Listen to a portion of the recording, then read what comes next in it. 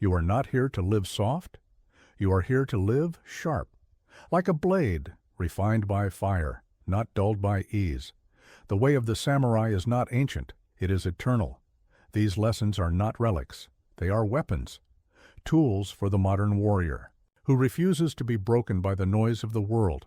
If you want peace, you must prepare for battle, and that battle begins within. In this video, I'll give you 7 lessons that forged my path, and they will forge yours. Subscribe to our channel if you're ready to master your mind, and tell us, where are you watching from?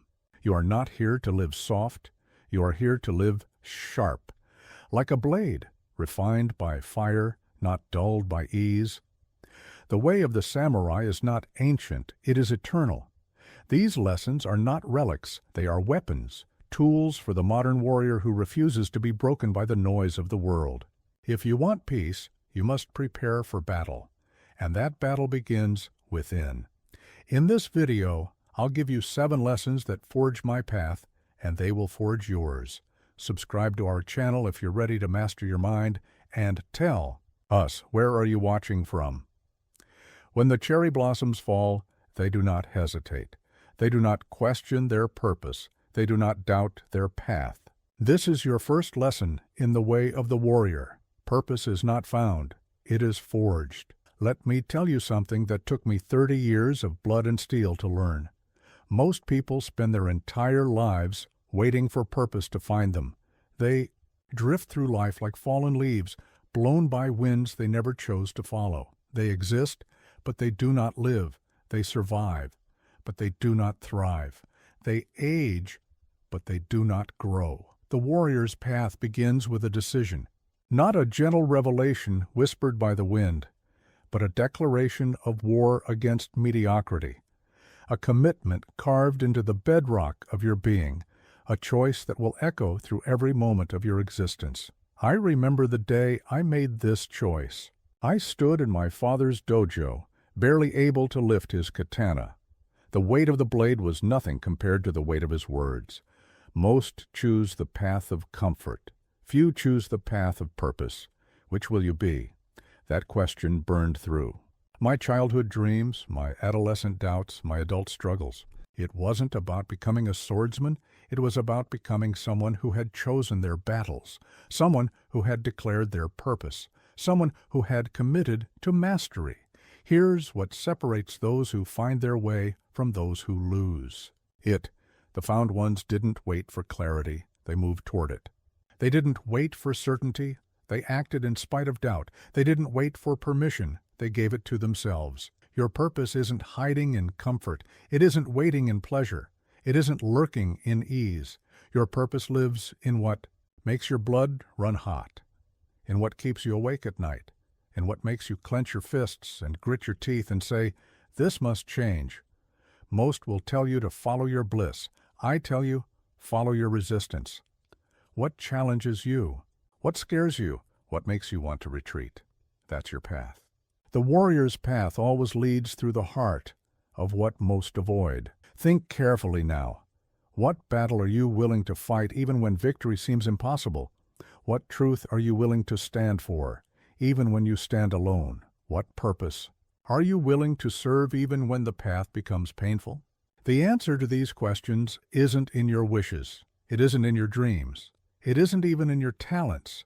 It's in what you're willing to bleed for, what you're willing to sacrifice for, what you're willing to dedicate your life to mastering. Here's what most don't understand about purpose. It's not about what you want to achieve. It's about what you're willing to endure. The path of the warrior isn't paved with gold.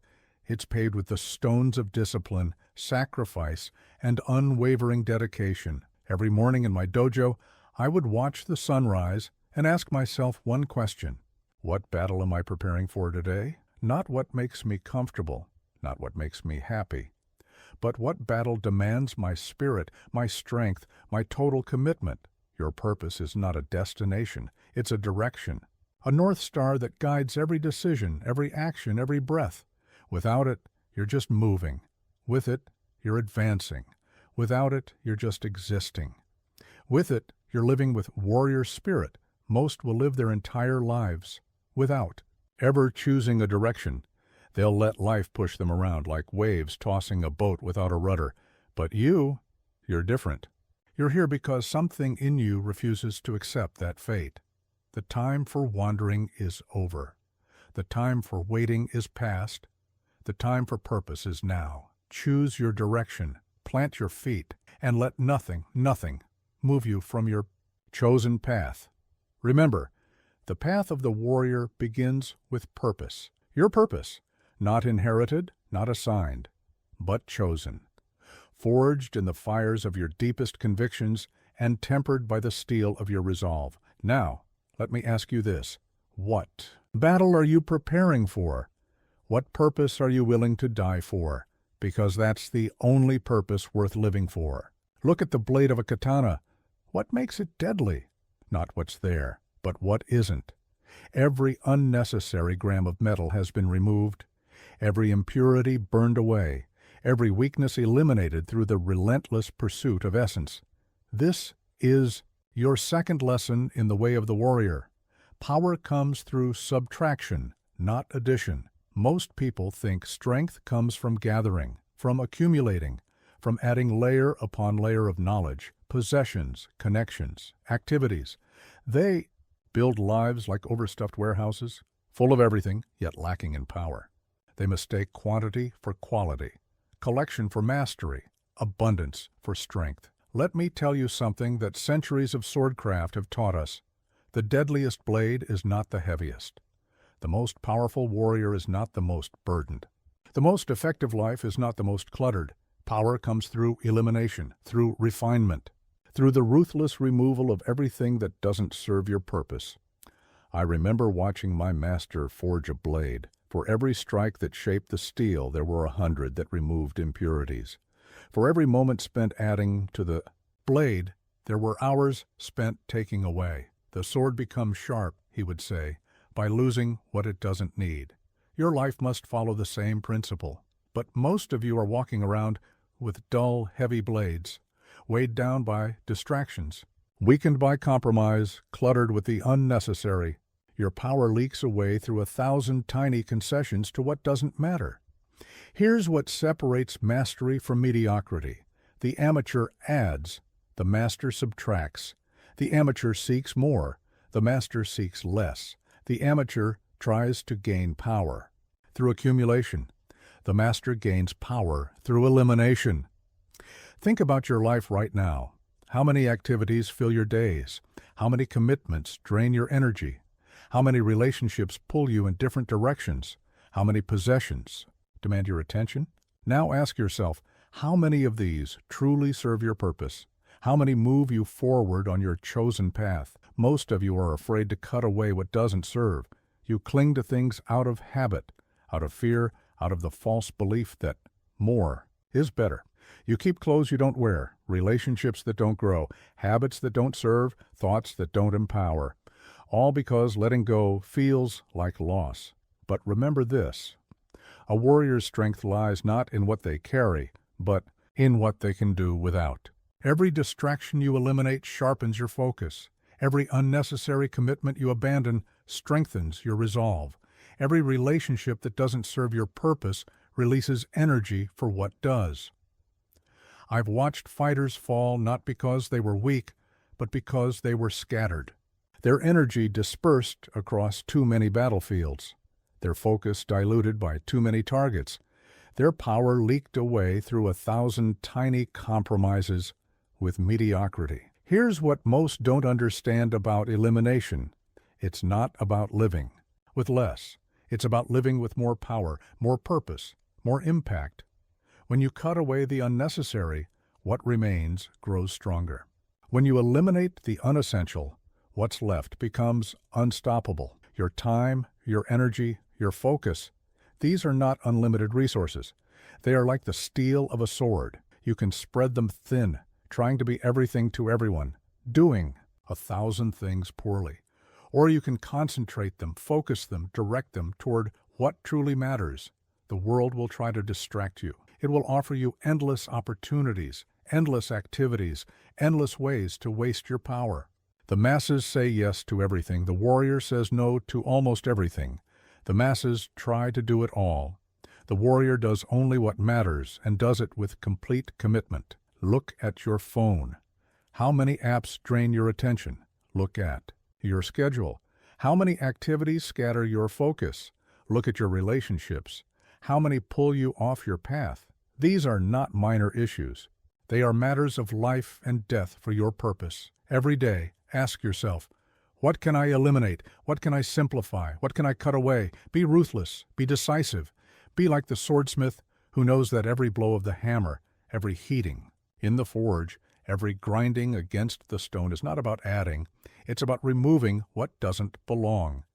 Remember, the goal is not to be busy. The goal is to be powerful, not to do more, but to do what matters with total conviction, with undivided focus, with unstoppable force. This is the way of the warrior, to cut away until only essence remains, to eliminate until only power is left, to subtract until what remains is pure purpose. Now, look at your life again. What needs to be cut away? What distractions need to be eliminated? What compromises need to end? Because until you become ruthless with the unnecessary, you'll never know your true power. Let me tell you about the day I almost died. Not in battle, but in training. I had grown comfortable, confident, perhaps even arrogant. I thought I knew enough. That morning, my training partner's wooden sword stopped an inch from my throat. In that moment, I understood the third lesson of the warrior's path. The difference between life and death isn't measured in victories. It's measured in practice hours. Most people think discipline is punishment, something to endure, something to escape, a burden to be lifted once enough skill is acquired.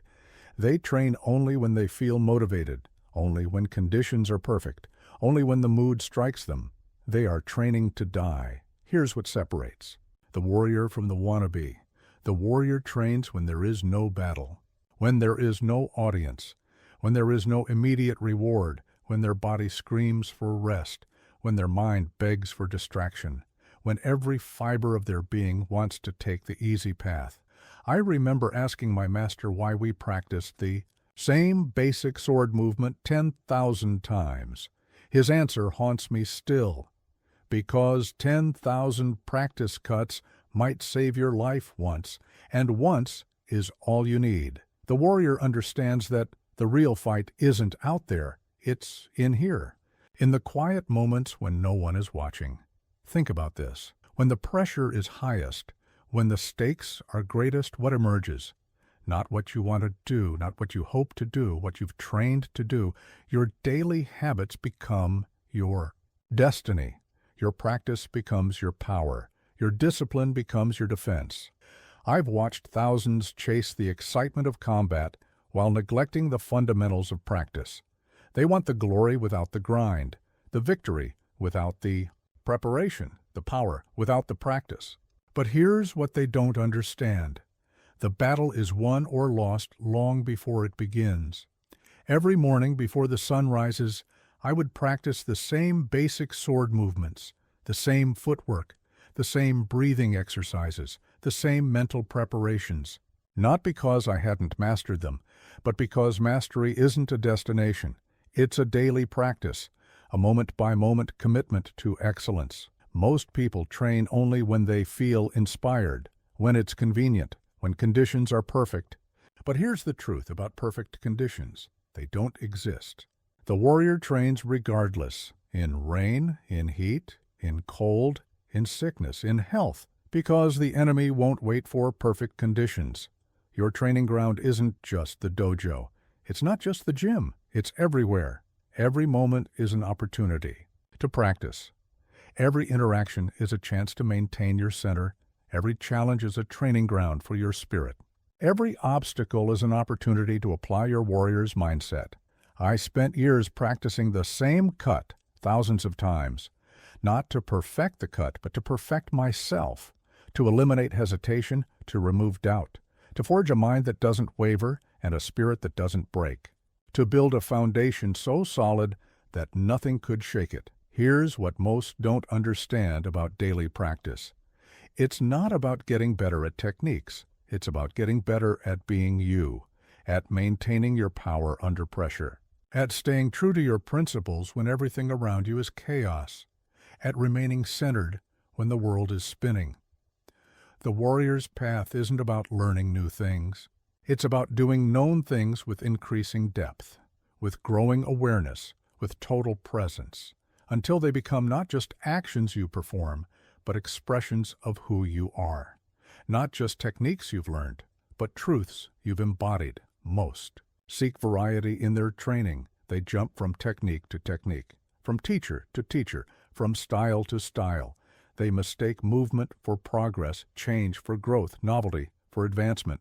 But depth comes from drilling down, not moving around, from exploring the same territory until you discover treasures that the restless never find. Remember this, the goal of training isn't to make things easier, it's to make you stronger, better, more capable of handling whatever challenges life throws at you. The warrior doesn't train to avoid difficulty. The warrior trains to become unshakable in the face of difficulty. Every day ask yourself, what am I practicing? Not just physically, but mentally, emotionally, spiritually. What habits am I reinforcing? What strengths am I developing? What weaknesses am I addressing? What aspects of my warrior spirit am I forging in the fires of discipline? The battle isn't something that happens someday. The battle is now, in this moment, in your choices, in your practices, in your habits. Every day you're either training for victory or practicing defeat. Every moment you're either strengthening your warrior spirit or weakening it. This is the way of the warrior, to train when others rest, to practice when others play, to maintain discipline when others seek distraction, to push beyond comfort when others embrace ease, because the warrior knows that the real battle isn't out there on some future battlefield. It's here, now, in the daily decision to practice excellence. Now, let me ask you, what are you training for?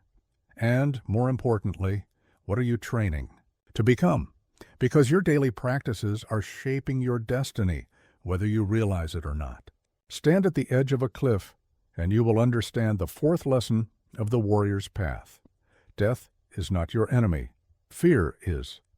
I learned this truth not in philosophy books or meditation halls, but on the battlefield, where every breath could be your last, where every moment is a gift purchased with the currency of courage, where life becomes most vivid when death is closest. Most people run from death.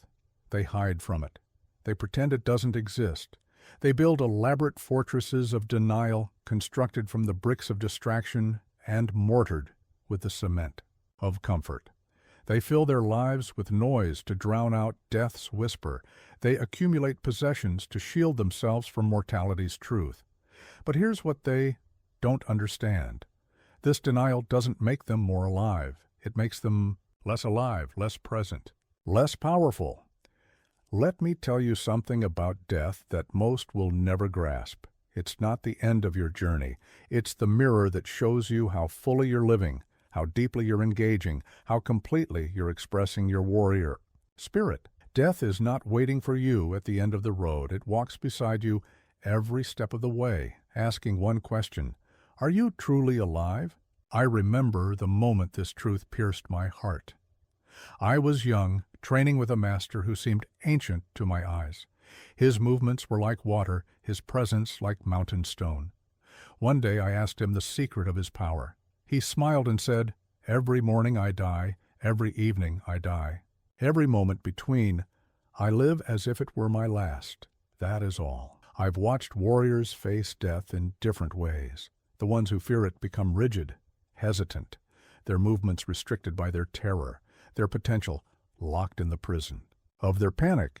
But the ones who embrace it, they become fluid, powerful, free, because they understand. When you're ready to die, you're finally ready to live. Here's what separates the warrior from the victim. The warrior doesn't seek death, but neither does the warrior flee from it. The warrior faces it, accepts it, uses it as fuel for living with total commitment, with complete presence, with unwavering purpose. The warrior knows that death is not the opposite of life. It's the force that makes life meaningful. Think about this. Every moment you live is a moment closer to death. This isn't morbid. It's motivating. It's the ultimate deadline, the final countdown that makes every second precious, every choice significant, every action meaningful, every breath a gift that will never come again. Most people waste their lives trying to make themselves comfortable, trying to make themselves safe, building walls of security that become their prisons. But here's the truth about safety. It's an illusion. The only certainty is uncertainty. The only security is in becoming someone who can face anything, including death, with an unshakable spirit. In my years of training, I discovered this paradox. The more comfortable I became with death, the more powerfully I could live. Every morning, I would meditate on my mortality, not to become depressed, but to become decisive, not to feel fear, but to fuel action, not to paralyze myself, but to propel myself into fuller living. Here's what most don't understand about embracing death. It's not about being reckless. It's not about seeking danger. It's not about courting destruction. It's about living with such clarity, such purpose, such presence, that death becomes not an enemy to fear, but a teacher to respect. Not a shadow to flee from, but a light that illuminates what truly matters. The warrior's relationship with death isn't about ending, it's about living, about removing the hesitation that comes from fear, about eliminating the doubt that comes from denial, about discovering the freedom that comes from facing the ultimate reality. When you fully accept your mortality, every moment becomes a gift. Every breath becomes a blessing. Every action becomes an opportunity to express your warrior spirit. Remember this. Death is not waiting for you at the end of the road. Death is walking beside you every step of the way. The question isn't whether you'll die. It's how you'll live while death walks with you. Will you cower in fear, or will you stand in power? Will you hide from life, or will you embrace it fully? Every day, ask yourself, if this was my last day, would I be proud of how I'm living it? Would I be satisfied with my choices? Would I be at peace with my actions? These aren't theoretical questions. They're practical tools for living with maximum intensity, maximum purpose, maximum power. Most people think embracing death makes life darker. They're wrong. It makes life brighter, more vivid, more precious, more real. Because when you fully accept your mortality, every moment becomes an opportunity. Every breath becomes a decision. Every action becomes a statement about who you truly are. This is the way of the warrior, to live as if each moment could be your last, not with fear, but with fierce joy, with total presence, with complete commitment. To use death not as a source of terror, but as a source of power. Not as a reason to withdraw from life, but as an inspiration to live more fully. Now, let me ask you, what would change in your life if you stopped fearing death? What would you do differently if you embraced your mortality not as a curse, but as a catalyst for living with maximum intensity? Because until you make peace with death, you'll never know the full power of life. Stand before a mirror with your blade, and you will learn the fifth lesson of the warrior's path. The most dangerous opponent you'll ever face isn't standing in front of you, it's staring back at you from the reflection. I learned this truth not from victory, but from defeat. From moments when my blade was sharp, my technique was perfect, my strategy was sound, but my mind was clouded by self-deception. Most people lie to themselves constantly about their capabilities, about their limitations, about their reasons for failure, about their excuses for inaction, about their true motivations, about their real fears. They build entire lives on foundations of comfortable lies, constructing elaborate castles of self-deception that they mistake for fortresses of strength. But here's what they don't understand. Every lie you tell yourself becomes a weakness your enemy can exploit. Every truth you avoid becomes a gap in your armor. Every reality you deny becomes a blade at your own throat. Let me tell you something about self-honesty that most will never grasp. It's not about being perfect. It's about being real.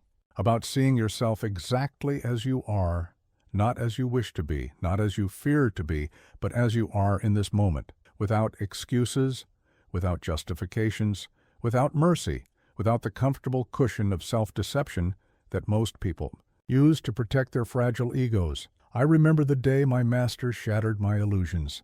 I had just won a sparring match and was feeling proud, superior, invincible. He asked me to demonstrate my winning technique again, but this time he held up a mirror. "Show me your perfection," he said. In that reflection, I saw every flaw, every imbalance, every moment of hesitation I had been blind to. "The opponent who defeats you," he said, "is not the one who sees your weaknesses, it's the one you hide them from."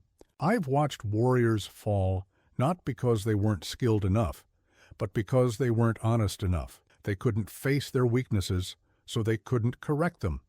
They couldn't acknowledge their fears, so they couldn't overcome them. They couldn't admit their limitations, so they couldn't transcend them. They couldn't confront their true motivations, so they couldn't align them with their purpose. Here's what separates the warrior from the pretender. The warrior faces themselves with the same intensity they face their enemies, with the same scrutiny, with the same unflinching gaze, with the same commitment to finding truth, no matter how uncomfortable that truth might be. Because the warrior knows that self-deception is self-defeat. Think carefully now. What lies are you telling yourself? What weaknesses are you hiding from? What fears are you denying? What excuses have become your comfort zone? What stories do you tell yourself to avoid facing reality? These aren't just questions, they're matters of survival, because in the moment of truth, your lies will abandon you. Your excuses will desert you. Your self-deceptions will betray you. Only what's real will remain. Most people use self-reflection as self-flattery. They look for confirmation of what they want to believe, for validation of their excuses, for justification of their failures, for comfort in their mediocrity. But the warrior's self-reflection is different. It's a weapon, a tool for cutting through illusion, for exposing truth, for revealing reality in all its harsh and beautiful clarity. In my years of training, I developed this practice. Every night, I would sit alone and question everything. Every decision, every action, every reaction, every motivation, every fear, every excuse, not to judge but to understand, not to condemn but to learn, not to punish but to grow. Because true strength begins with true sight. Here's what most don't understand about facing yourself. It's not about punishment, it's about power. Real power, the kind that comes from knowing exactly who you are, what you can do, what you can't do yet, what drives you, what stops you, what strengthens you, what weakens you. The kind of power that can't be taken away because it's based on truth, not illusion. The warrior's path demands this courage to see yourself without filters, without excuses, without the comfortable lies that most people use to protect their ego. To face every weakness, every fear, every limitation with the same courage you would face any external enemy, because you cannot correct what you cannot confront. You cannot strengthen what you cannot see. You cannot overcome what you refuse to acknowledge. Remember this: every time you lie to yourself, you become weaker. Every time you face the truth, you become stronger. Every moment of honest self-reflection is a moment of potential transformation. Every act of self-deception is a moment of certain defeat. Every truth you face becomes power you can use. Every like you tell yourself becomes a chain that binds you. Most think courage is about facing external enemies, but the greatest courage is this: to face yourself, to look directly at your weaknesses, your fears, your excuses, your true motivations, and, instead of turning away, to say, yes, this too is me, and this too can change.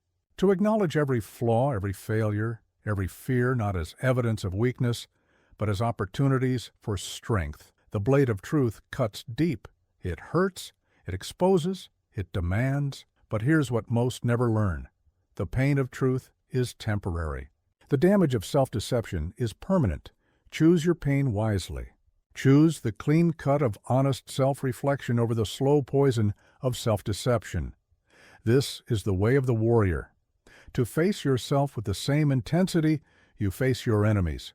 To question yourself with the same rigor you question your opponents. To challenge yourself with the same force you challenge adversity. To seek truth about yourself with the same relentless determination you seek victory in battle. Now, let me ask you this. What truth about yourself are you avoiding right now? What reality are you hiding from? What lies are you telling yourself? Because until you can face yourself without illusion, you'll never know your true strength or your true potential. Watch a master's blade cut through the air, and you will learn the sixth lesson of the warrior's path. The loudest sword makes the weakest cut. I learned this truth not from success, but from failure, from moments when my ego spoke louder than my blade, when my mouth moved faster than my mind, when I confused noise with power and announcement with achievement. Most people think power announces itself, that it needs to be seen, heard, proclaimed, validated. They fill every silence with sound, every space with movement, every moment with noise, every achievement with announcement. They mistake volume for value, proclamation for power, noise for significance. But here's what they don't understand. True power moves in silence, strikes without warning, changes everything without announcing anything, transforms reality without seeking recognition. Let me tell you something about silence that most will never grasp. It's not emptiness, it's potential, not weakness, but power, waiting to be unleashed, not absence, but presence in its purest form. In silence, you can hear what others miss, see what others overlook, understand what others ignore, perceive what others never notice, master what others merely dabble in. I remember the lesson that changed everything. My master and I were walking through a bamboo forest. I was young, full of questions, eager to demonstrate my growing knowledge. I spoke endlessly about techniques, about strategies, about philosophies. Suddenly he stopped. "Listen," he said. In the silence that followed, I heard everything. The wind through the bamboo, distant water, approaching footsteps, my own heartbeat. "Power," he said, "speaks loudest in silence." I've watched warriors destroy themselves not through lack of skill, but through lack of silence. Through the need to prove themselves with words instead of actions. Through the compulsion to fill every moment with sound instead of substance. Through the inability to wait in stillness for the perfect moment to strike. Through the constant broadcast of their intentions, their abilities, their achievements. Here's what separates the warrior from the wannabe. The warrior understands that power doesn't need permission, doesn't need announcement, doesn't need validation, doesn't need constant affirmation. The warrior moves like shadow, strikes like lightning, changes everything without explaining anything. The warrior knows that true power is felt before it's heard. Think about the most powerful forces in nature. Gravity doesn't speak, yet it shapes worlds. Time doesn't shout, yet it transforms everything. Death doesn't argue, yet it ends all arguments. The depths of the ocean move in silence, yet they hold the power to swallow continents. Power doesn't need noise. Noise needs power. Most people fear silence. They rush to fill it, to cover it, to drown it out. They mistake silence for weakness, stillness for inaction, quiet for fear. But the warrior cultivates silence, grows comfortable in it, learns to use it as a weapon, a shield, a tool for understanding both self and enemy. The warrior knows that in silence, true power grows. In my years of training, I discovered this truth. The quieter I became, the more I could hear. The stiller I became, the more I could see. The more I embraced silence, the more powerful my actions became. Because silence isn't just the absence of noise, it's the presence of power. It's not what you're not doing, it's what you're becoming. Here's what most don't understand about moving with silence. It's not about being mysterious. It's not about being aloof. It's not about being untouchable. It's about being effective. When you move without noise, you move without warning.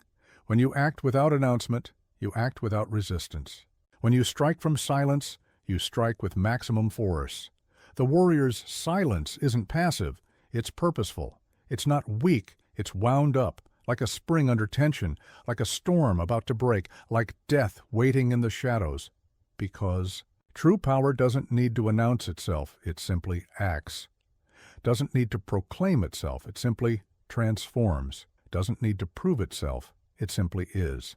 Remember this: words are wind, action is everything. The more you say, the less people hear. The more you explain, the less people understand.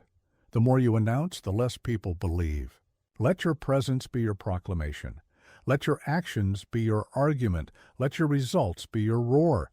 Most think strength is about making noise, about being noticed, about being heard, about being acknowledged. But true strength is about making impact, about changing reality, about achieving objectives, about transforming what is into what could be. And the deepest impacts often come wrapped in silence. Your power grows in proportion to the noise you can resist making, the explanations you can resist giving, the validation you can resist seeking, the attention you can resist craving. Because every word you don't need to speak becomes force you can use to act. Every announcement you don't need to make becomes energy you can use to achieve.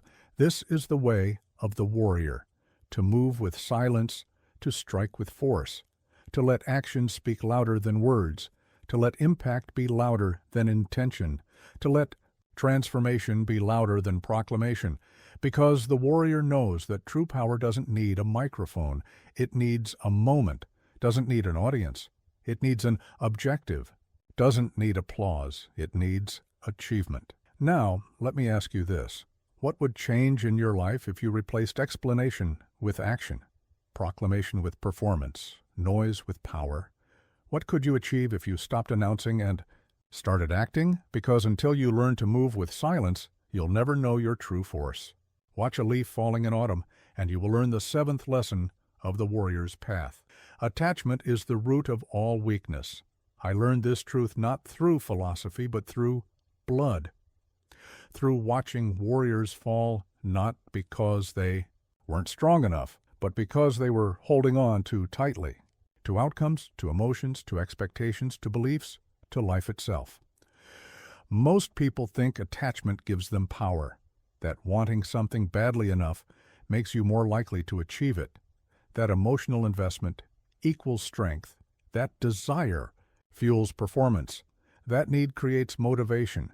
They cling to outcomes like drowning men clutch at driftwood, their desperation becoming the very thing that drags them under. But here is what they don't understand. Attachment is a chain that binds you, a weight that slows you, a blindfold that blocks your vision, a weakness that any enemy can exploit. Let me tell you something about detachment that most will never understand. It's not about not caring, it's about caring so deeply that you transcend the need for specific outcomes. It's not about being cold, it's about being clear. It's not about being distant, it's about being free. It's about being so committed to your path that no single victory or defeat can define you. So centered in your purpose that no external circumstance can shake you. I remember the day this truth pierced my heart. I was preparing for an important duel, my mind filled with thoughts of victory, my heart burning with the need to win. My master watched me train, then said, "Your desire to win is admirable. Your need to win is fatal. The difference between these is the difference between life and death." In that moment I understood. My attachment to victory had become my greatest vulnerability. I've watched fighters lose battles before they began because they needed to win too badly. Their desperation became their weakness. Their attachment to victory became the very thing that guaranteed their defeat. Their emotional investment became the weight that dragged them down. Because when you need something too much, you give it power over you. When you're attached to an outcome, you become its slave. Here's what separates the warrior from the slave. The warrior acts without attachment, fights without desperation, moves without the burden of emotional need, pursues excellence without being chained to outcomes. The warrior understands that true power comes not from holding on, but from letting go, not from needing, but from being complete in oneself. Think about water. It has no attachment to shape, yet it takes any form. No attachment to path, yet it finds every opening. No attachment to force, yet it carves through mountains. No attachment to method, yet it accomplishes everything. Power isn't in what you can grasp. It's in what you can release. Most people build their lives around attachments, to status, to possessions, to approval, to control, to comfort, to certainty, to identity. But every attachment becomes a vulnerability, a pressure point that can be exploited, a weakness that can be targeted, a chain that can be pulled, a burden that slows your sword, clouds your vision, weakens your strike. In my years of combat, I learned this paradox. The less I needed to win, the more victories I achieved. The less I feared death, the more life flowed through my actions. The less I demanded from each moment, the more each moment gave me. The less I needed any particular outcome, the more powerfully I could pursue every outcome. Here's what most don't understand about emotional freedom. It's not about becoming cold. It's not about suppressing feelings. It's not about denying human nature. It's about becoming clear, about transcending the power of external circumstances to control your internal state, about acting from purpose rather than reaction, about moving from completion rather than need.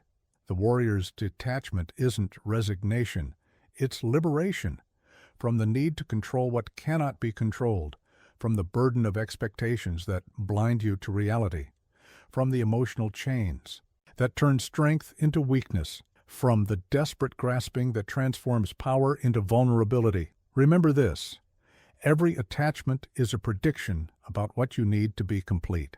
Every prediction is a limitation on what's possible.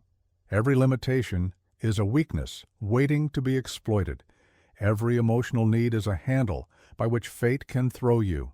True power comes from being complete in yourself, needing nothing, ready for everything. Most think detachment makes you weak, makes you passive, makes you less effective, makes you less human, but true detachment makes you unstoppable, because when you need nothing, you can do anything. When you're attached to nothing, you can adapt to everything. When you're complete in yourself, you can engage fully with everything. Your power grows in proportion to what you can release, what you can let go of, what you can live without, what you can transcend, needing. Because every attachment you release becomes energy you can redirect. Every need you transcend becomes strength you can use. Every chain you break becomes freedom you can employ. This is the way of the warrior: to act without attachment, to fight without desperation, to pursue without need, to engage without dependency, to live without the chains of emotional slavery, because the warrior knows that true power isn't in what you can hold on to, it's in what you can release. Now, let me ask you this: what attachments are holding you back? What emotional needs are binding your power? What outcomes are you clinging to so tightly that they've become your chains? Because until you master the weapon of detachment, you'll never know your true strength. Stand before a mountain stream, and you will learn the 8th lesson of the warrior's path: the eye that judges cannot see. I learned this truth in the hardest way possible, by nearly losing my life to an opponent I had underestimated, because I was too busy judging to truly see, too occupied with expectations to observe reality, too full of assumptions to perceive truth. Most people don't observe, they interpret.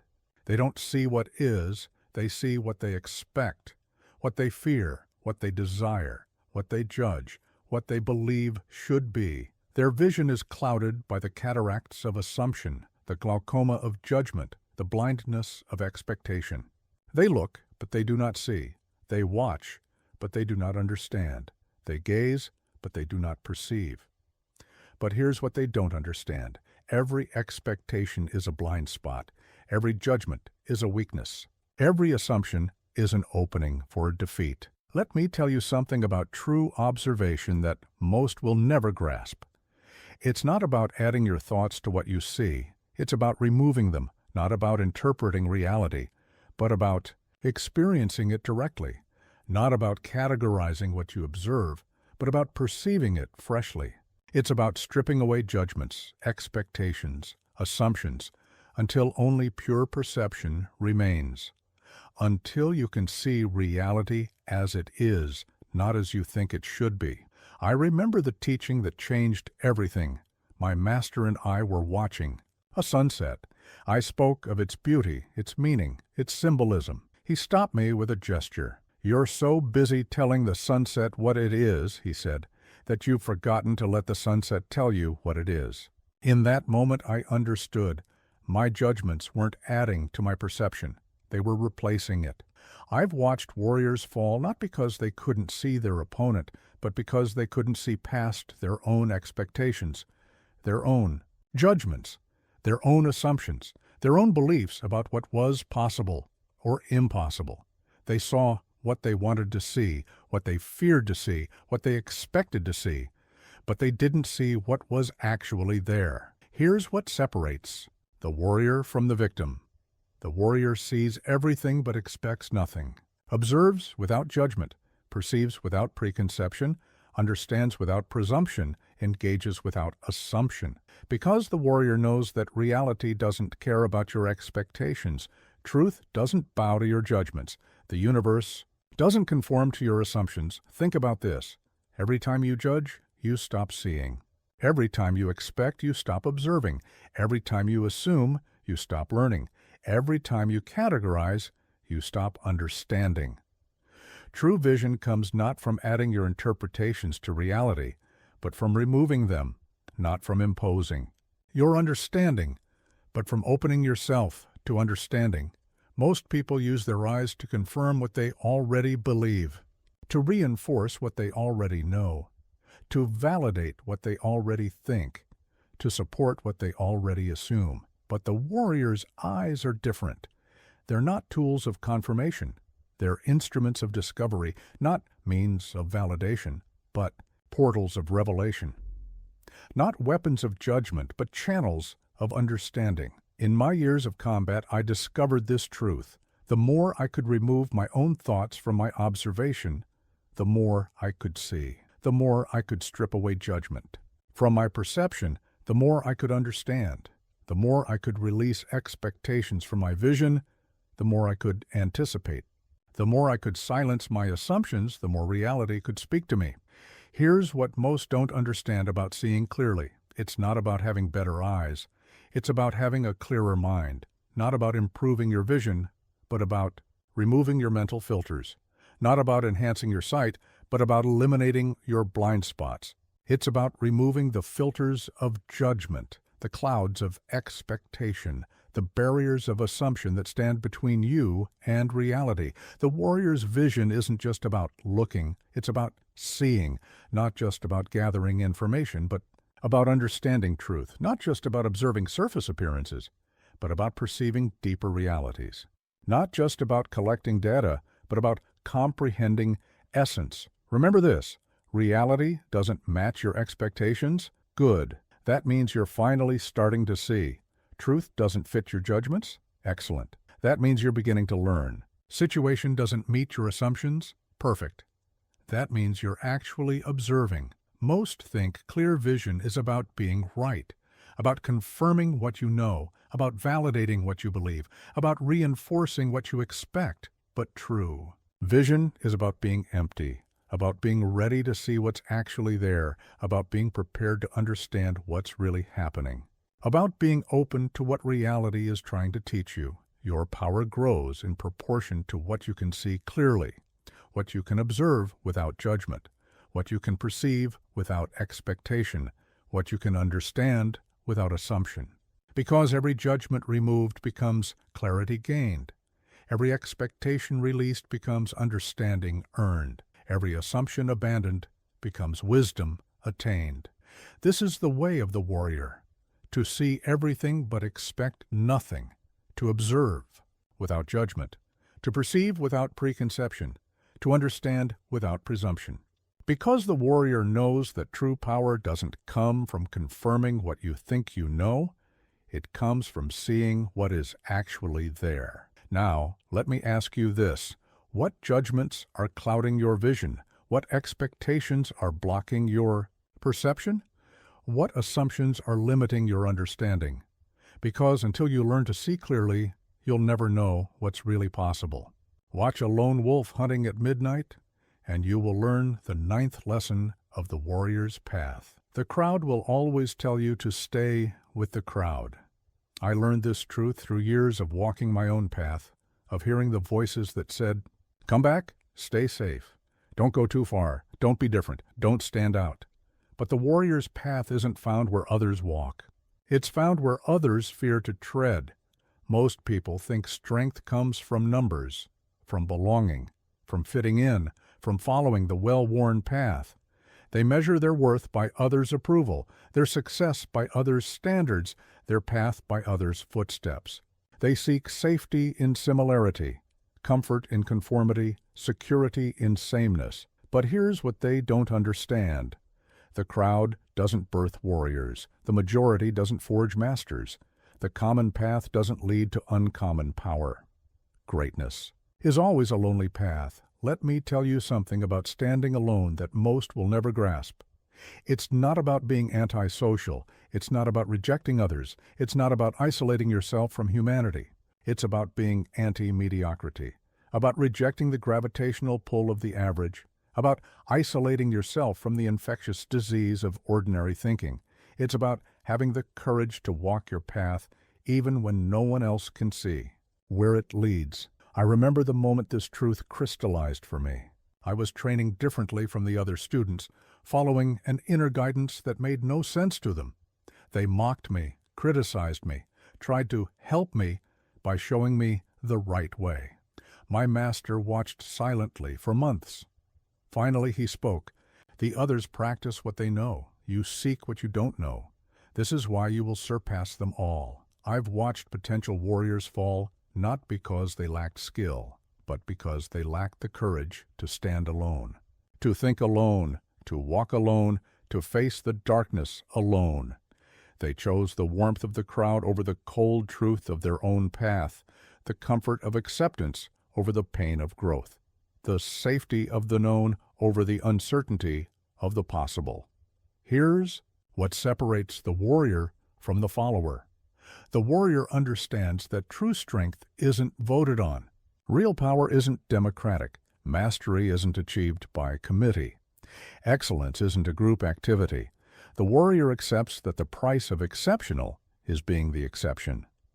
The cost of mastery is walking a path others cannot see or understand. Think about every great master you've ever heard of. Were they just like everyone else? Did they follow the crowd? Did they seek constant approval? Did they let others define their path? No, they stood alone. They thought alone. They fought alone. They blazed trails alone, because that's where greatness is forged. In the solitary moments when you choose your own path over the easy path, most people will do anything to avoid standing alone. They'll compromise their dreams, deny their truth, shrink their ambitions, dilute their power, anything to maintain the illusion of belonging. They'll accept mediocrity, embrace average, celebrate ordinary, just to feel part of the group. But every compromise with mediocrity is a betrayal of your warrior spirit. In my years of training, I discovered this truth. The more I was willing to stand alone, the stronger I became. The more I accepted solitude, the clearer my purpose grew. The more I embraced being different, the more my true power emerged. The more I walked my own path, the more I understood the path of mastery. Here's what most don't understand about independence.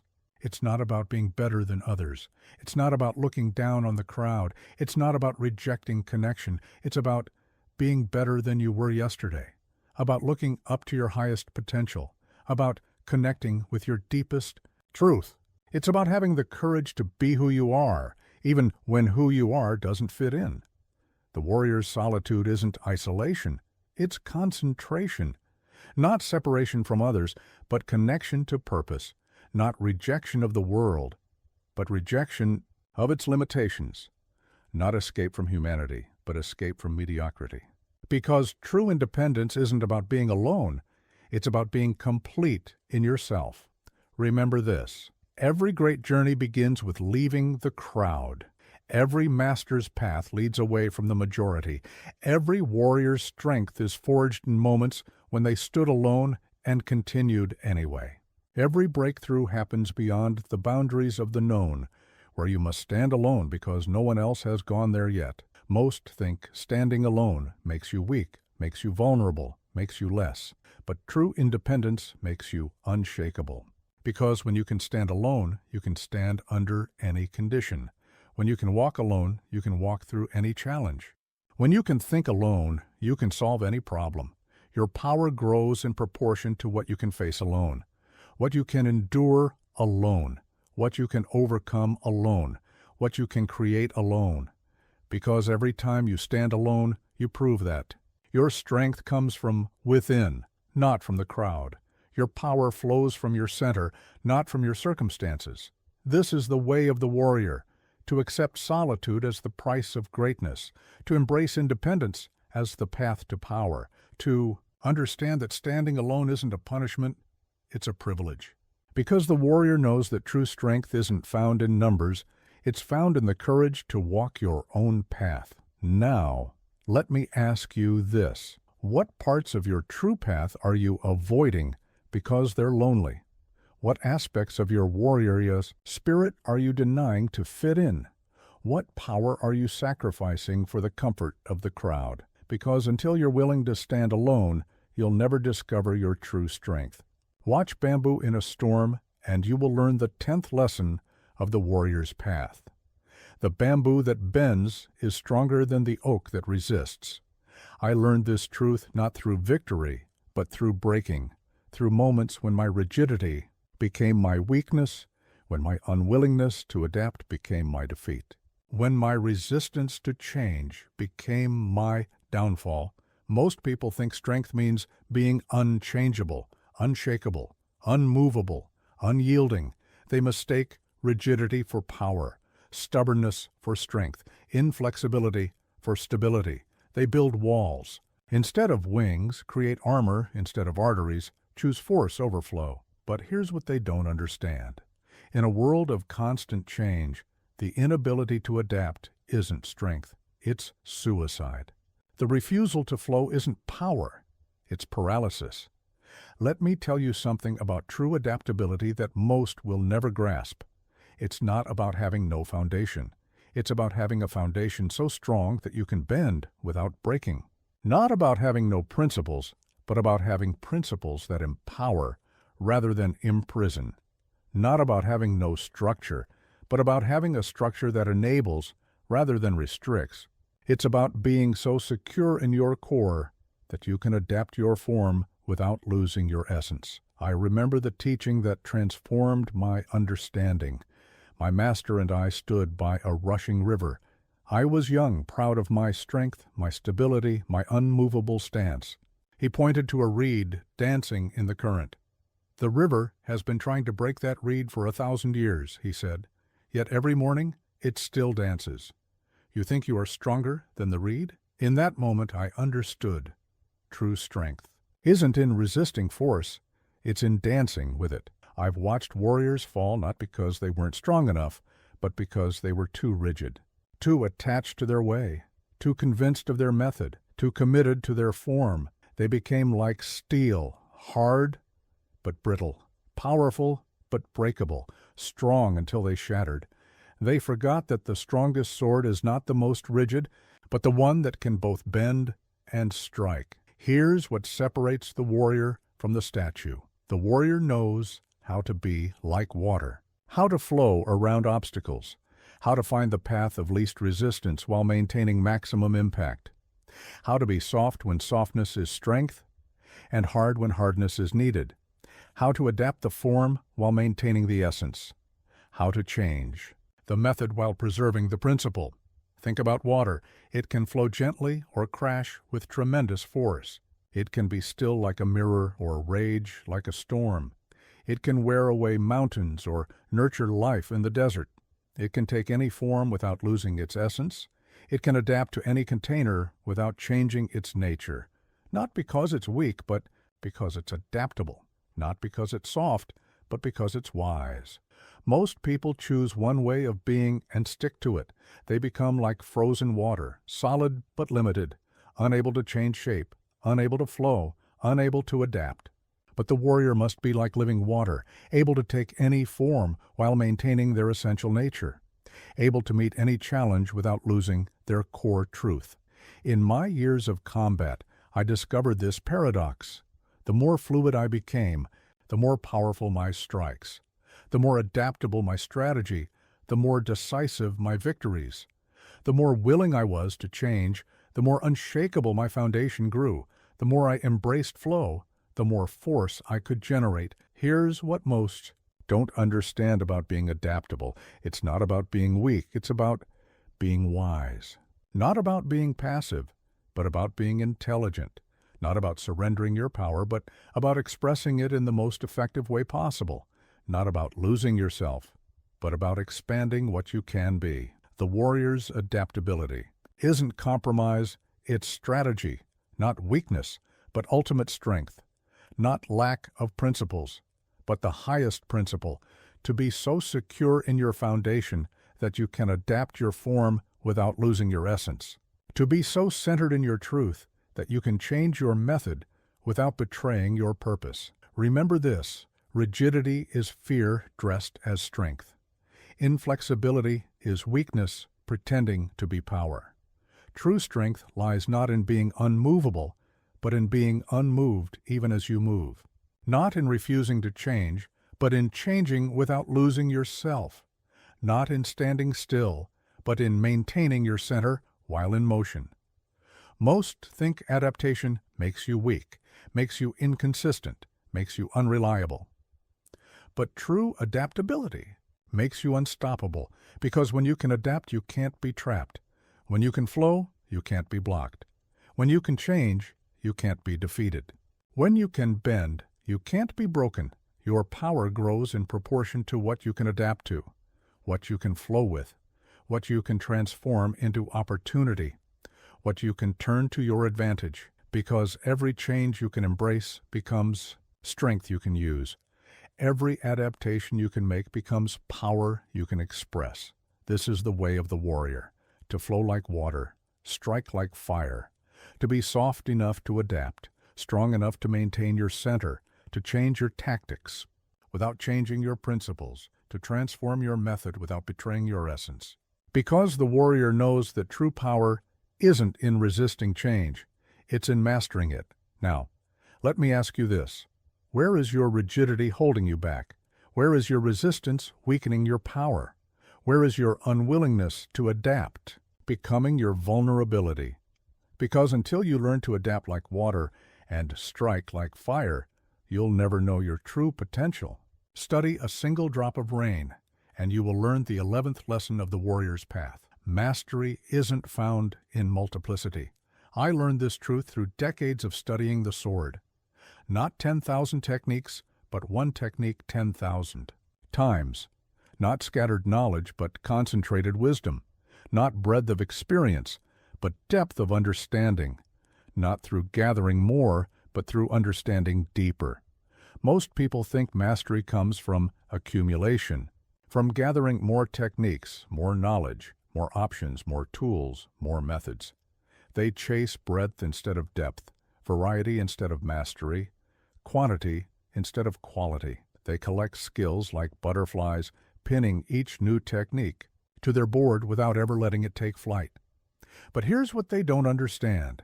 True mastery isn't about knowing many things. It's about knowing one thing completely, totally, absolutely.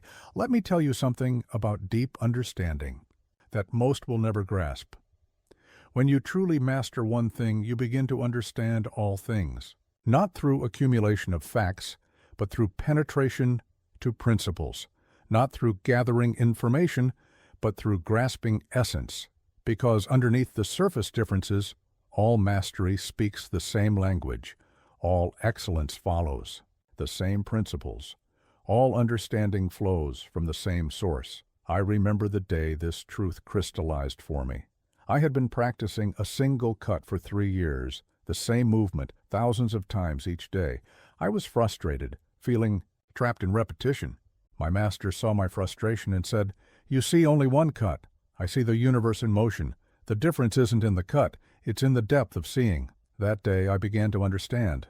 Mastery isn't about what you're studying, it's about how deeply you study it. I've watched warriors fail, not because they knew too little, but because they tried to know too much.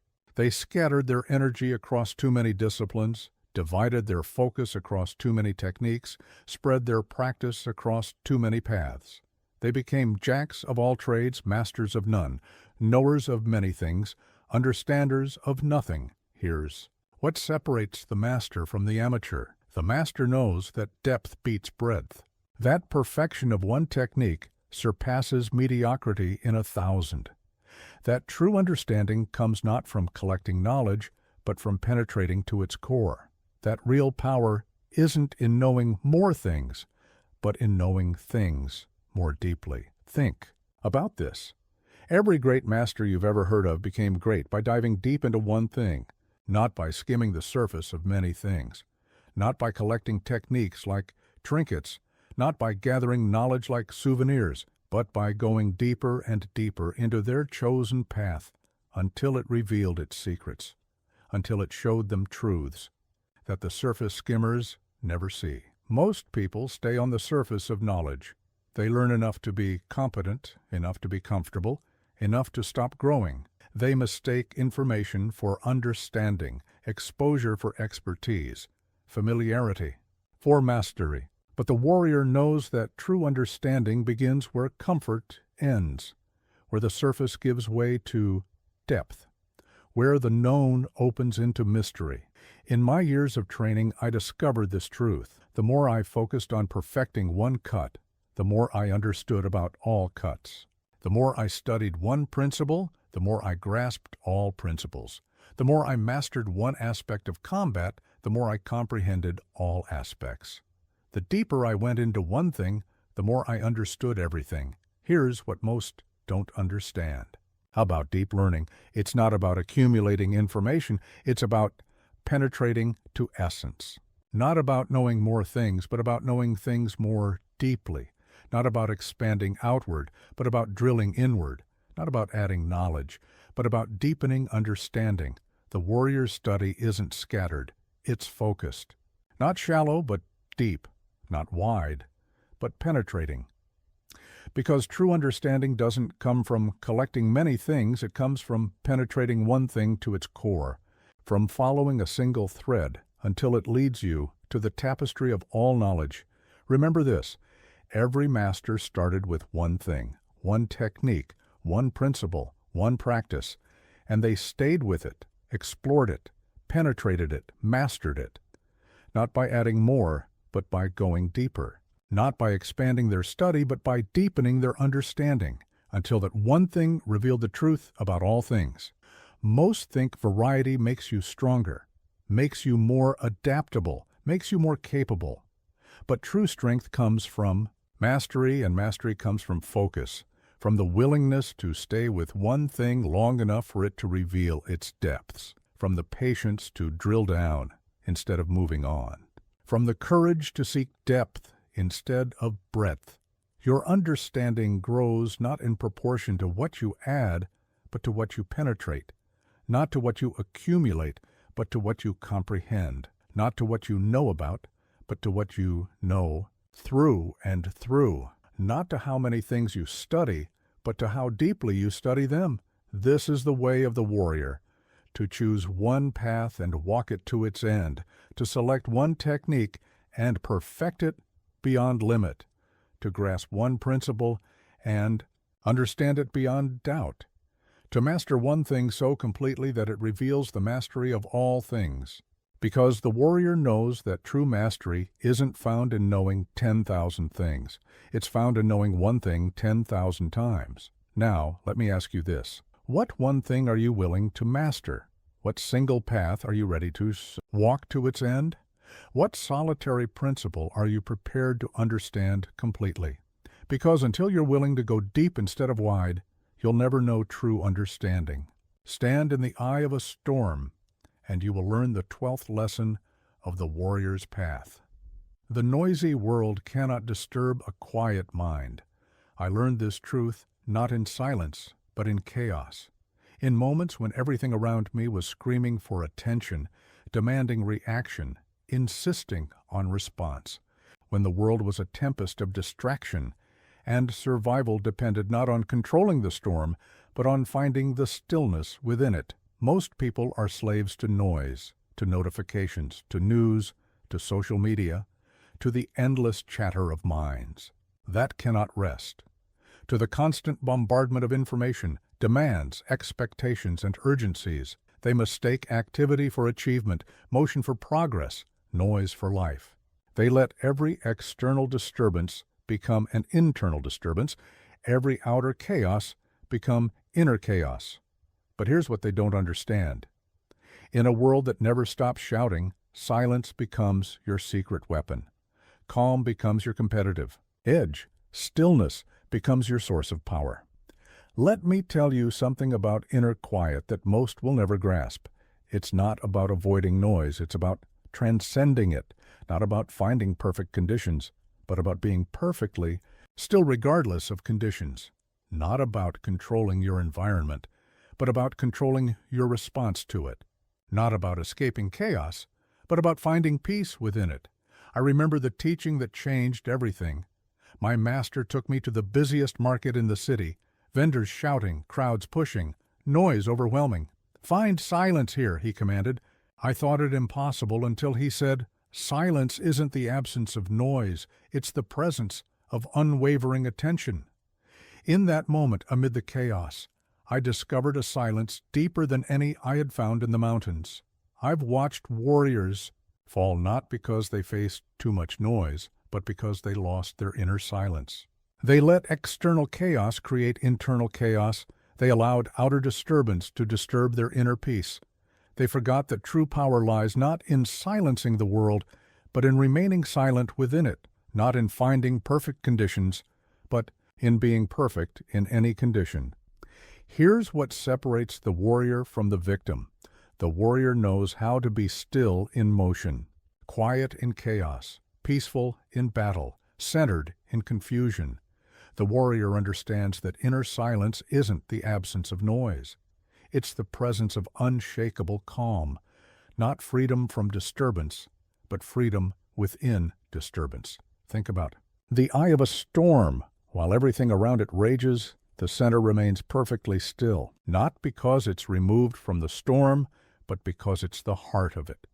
Your mind must be the same, not removed from life's chaos, but unshaken by it, not distant from the world's noise, but undisturbed by it, not isolated from challenge, but immovable within it. Most people seek silence by trying to control their environment. They need perfect conditions for peace, complete isolation for focus, total quiet for clarity. But the warrior knows that true silence comes not from controlling what's outside, but from mastering what's within, not from changing conditions, but from transcending them. In my years of training, I discovered this paradox. The more I cultivated inner silence, the less external noise could touch me. The more I developed inner peace, the less outer chaos could disturb me. The more I mastered inner stillness, the less external movement could unbalance me. I learned that true power isn't in having perfect conditions. It's in being perfect, within any conditions. Here's what most don't understand about being calm. It's not about avoiding intensity. It's about being intense without losing your center. Not about escaping pressure, but about remaining yourself under pressure. Not about finding perfect conditions, but about being perfect in any condition. Not about having no challenges, but about being challenged without being changed. The warrior's calm isn't passive, it's powerful. Not weak, but unshakable. Not disconnected, but deeply centered. Not oblivious, but acutely aware. Because true peace isn't the absence of conflict, it's the ability to remain yourself in the midst of conflict. to maintain your center when everything around you loses its own. Remember this, the world will never stop making noise. People will never stop creating chaos. Life will never stop presenting challenges. Your power lies not in controlling these things, but in controlling your response to them, not in finding silence, but in being silence, not in escaping chaos, but in transcending it. Most think peace means finding quiet conditions, avoiding difficult situations, escaping from chaos. But true peace is being quiet in noisy conditions, being centered in difficult situations, being calm in the midst of chaos, being yourself in the face of pressure to be something else. Your power grows, not in proportion to the noise you can silence, but to the noise you can remain peaceful within, not to the chaos you can avoid, but to the chaos you can stay centered through, not to the pressure you can escape, but to the pressure you can withstand while remaining yourself. This is the way of the warrior, to be calm in the face of noise, to be still in the midst of motion, to be peaceful in the heart of battle, to be centered in the chaos of life, because the warrior knows that true power isn't in controlling the world, it's in controlling yourself. Now, let me ask you this. What noise are you trying to silence instead of learning to be quiet within? What chaos are you trying to control instead of learning to be calm despite? What conditions are you trying to perfect instead of learning to be perfect within imperfect conditions? Because until you master inner silence, the world will never stop disturbing your peace. Watch a lion hunting on the savannah, and you will learn the 13th lesson of the warrior's path. Not every fight deserves your sword. I learned this truth not through victory, but through exhaustion, through wasting my strength on battles. That didn't matter, through spending my energy on conflicts that led nowhere, through letting my ego choose fights that my wisdom would have avoided. Most people think a warrior fights every battle, accepts every challenge, responds to every provocation, engages with every opponent. They mistake constant combat for courage, endless engagement for strength, perpetual conflict for power. They fight not for purpose, but for pride, not for meaning, but for ego, not for growth, but for glory. But here's what they don't understand. The greatest victory is the battle not fought. The supreme strategy is selective engagement. The highest wisdom is knowing which fights deserve your warrior spirit. Let me tell you something about choosing battles that most will never grasp. It's not about fear, it's about focus. Not about avoiding conflict, but about conserving power. Not about running from challenges, but about recognizing which ones deserve your warrior spirit. Not about weakness, but about wisdom. Because every battle you engage in carries three costs: energy, time, and spirit. And these resources, once spent, are not easily regained. I remember the teaching that transformed my understanding. My master watched me exhaust myself fighting every opponent who challenged me. After a particularly draining day, he said, "A warrior who fights every battle will be too tired to fight the ones that matter. Your strength isn't in how many fights you win, it's in how wisely you choose what to fight for." I've watched fighters destroy themselves not through defeat, but through unnecessary victory, through winning battles that cost too much, through engaging in conflicts that drained their spirit, through fighting when they should have been building their strength, through saying yes when wisdom would have said no. Here's what separates the warrior from the brawler. The warrior knows that not all battles are worth fighting. Not all provocations deserve response. Not all challenges merit engagement. Not all conflicts deserve attention. The warrior fights only when the fight matters, and then fights with total commitment, with complete presence, with unconquerable spirit. Think about this. Every time you engage in battle, you spend energy. Every time you accept a challenge, you use resources. Every time you respond to provocation, you invest power. Every time you enter conflict, you risk not just defeat, but depletion. The question isn't, can you win, but is this victory worth its price? Most people let their ego choose their battles. They fight for pride, for appearance, for the approval of others, for the momentary satisfaction of proving someone wrong, for the fleeting pleasure of feeling superior. But the warrior chooses battles based on purpose, on strategy, on the relationship between cost and meaning, on the connection between engagement and growth. In my years of combat, I discovered this truth. The more selective I became about my battles, the more powerful my fighting became. The more I learned to decline meaningless conflicts, the more energy I had for meaningful ones.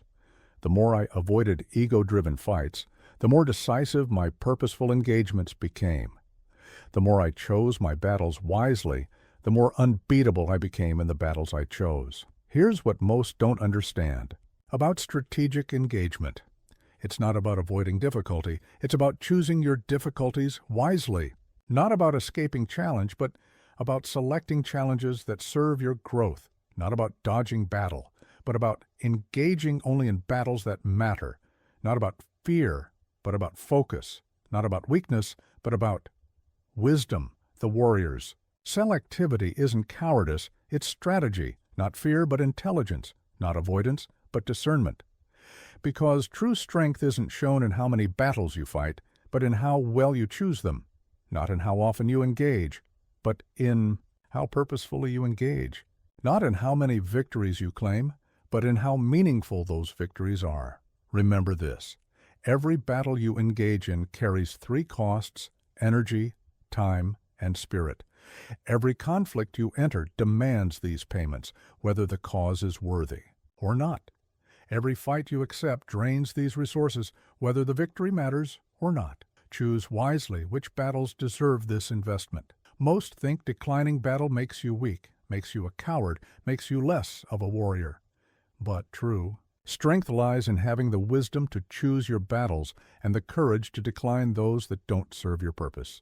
Real power isn't in fighting every fight. It's in fighting the right fights, at the right time, for the right reasons. Your power grows not in proportion to the battles you fight, but to the battles you choose wisely. Not to the conflicts you engage in, but to the unnecessary conflicts you avoid. Not to your victories, but to the meaning behind them. Not to how often you fight, but to how purposefully you fight. This is the way of the warrior, to fight only battles that matter, to engage only in conflicts that serve purpose, to accept only challenges that lead to growth, to invest energy only in struggles that align with your path. Because the warrior knows that true power isn't in how often you fight, but in how wisely you choose when to fight. Now, let me ask you this: what battles are you fighting that don't serve your purpose? What conflicts are you engaging in that drain rather than develop your power? What fights are you accepting that your ego chose, but your wisdom would decline? Because until you learn to choose your battles wisely, you'll never know your true strength. Watch a mountain looming in silence, and you will learn the 14th lesson of the warrior's path. Words are shadows, presence is light. I learned this truth not through speaking, but through being. Through moments when no words were needed, when mere presence shifted the energy of a room, when silence carried more power than any speech could contain, when being spoke louder than saying. Most people think power comes from what you say, from clever words, from persuasive arguments, from commanding speeches, from impressive explanations, from constant communication. They fill every silence with sound, every moment with explanation, every space with words, every interaction with noise. They mistake talking for communicating, explaining for understanding, speaking for impacting. But here's what they don't understand. True power doesn't need to announce itself. Real presence doesn't need to explain itself. Authentic being doesn't need to justify itself. Let me tell you something about presence that most will never grasp. It's not about being seen. It's about being felt. Not about being heard, but about being sensed. Not about demanding attention, but about commanding it through the sheer force of your being. Not about what you say, but about who you are when you're not saying anything. I remember the teaching that changed everything. My master and I were visited by a renowned warrior.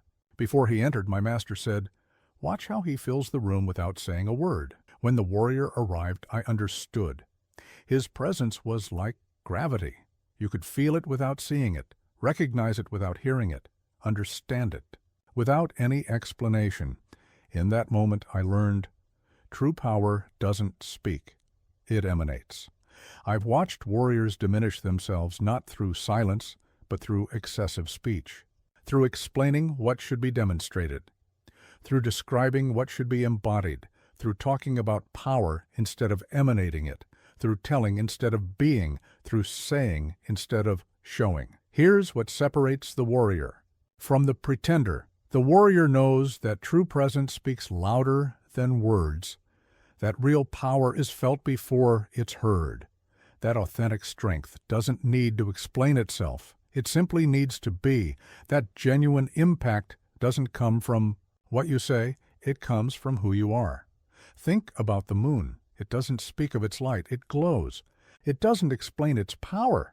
It moves oceans. It doesn't announce its presence. It transforms the night. It doesn't talk about its impact, it creates it. Your presence must be the same, not explained but experienced, not described but felt, not announced but unmistakable.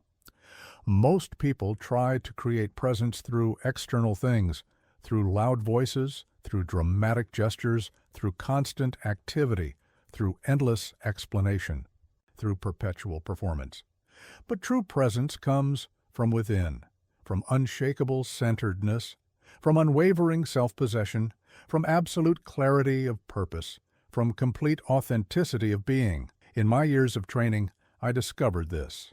Truth, the less I tried to impress, the more impressive I became. The less I spoke about power, the more powerful my presence grew. The less I explained myself, the more clearly I was understood. The less I announced myself, the more strongly I was felt. The less I tried to prove myself, the more undeniable I became. Here's what most don't understand about powerful presence. It's not about being aggressive, it's about being authentic. Not about being loud, but about being clear. Not about being dramatic, but about being absolutely, unshakably yourself. Not about doing, but about being. Not about seeming, but about being. The warrior's presence isn't forced, it's natural. Not performed, but embodied. Not projected, but emanated. Not created, but uncovered. Because true presence isn't something you do, it's something you are. It's not something you create, it's something you uncover by removing everything. That isn't authentically you. Remember this. Every word you don't need to speak becomes power you can embody. Every explanation you don't need to give becomes strength you can emanate. Every justification you don't need to offer becomes presence you can project. Every performance you don't need to put on becomes authenticity you can express. Most think presence needs performance, needs explanation, needs constant maintenance, needs endless words. But true presence is effortless. It's the natural radiation of a centered spirit, a clear purpose, an unshakable self. It's what remains when you stop trying to be impressive and simply allow yourself to be real. Your power grows not through what you say, but through what you embody, not through what you explain, but through what you emanate, not through what you claim, but through what you are, not through your words, but through your presence, not through your speech, but through your being. This is the way of the warrior, to let presence speak louder than words, to let being override explaining, to let power flow from who you are, not what you say, to let impact come from your core, not your conversation. Because the warrior knows that true power doesn't come from your mouth, it comes from your center. Now, let me ask you this. What are you trying to explain that would be better embodied? What are you trying to say that would be better demonstrated? What are you trying to prove that would be better emanated? Because until you learn to let your presence be your message, you'll never know your true impact. Study the edge of a master's blade, and you will learn the 15th lesson of the warrior's path. A dull mind cuts no truth. I learned this principle not through study, but through blood, through moments when mental fog cost more than physical. Weakness when unclear thinking proved more dangerous than an unsharpened blade, when a clouded mind turned victory into defeat, when confusion proved more fatal than any enemy's sword. Most people think power lies primarily in the body. In physical strength, in technical skill, in tactical advantage, in material resources, they train their muscles but neglect their minds, sharpen their blades but dull their thoughts, hone their techniques but let their perception grow clouded, polish their weapons but let their understanding grow tarnished. But here's what they don't understand. The deadliest weapon you possess isn't your sword, it's your mind. The most dangerous dullness isn't in your blade, it's in your thinking. Let me tell you something about mental sharpness that most will never grasp. It's not about intelligence, it's about clarity. Not about knowing many things, but about seeing things clearly. Not about mental capacity, but about mental precision. Not about how much you can think, but about how clearly you can think. Not about the quantity of your thoughts, but about their quality. I remember the teaching that transformed my understanding. My master handed me a sword with a blade so sharp it could split a falling hair.